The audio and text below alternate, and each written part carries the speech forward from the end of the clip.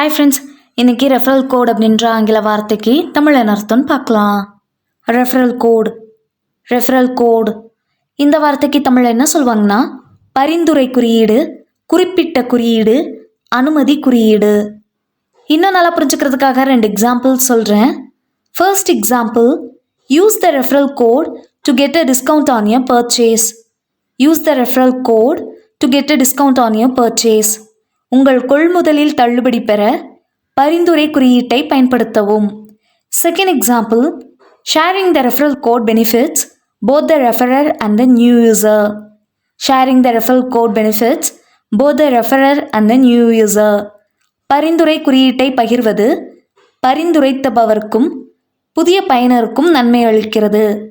இன்னொரு வீடியோவில் வேறொரு ஆங்கில வார்த்தைக்கு தமிழ் என்ன அர்த்தம்னு பார்க்கலாம். அது வரைக்கும் பை.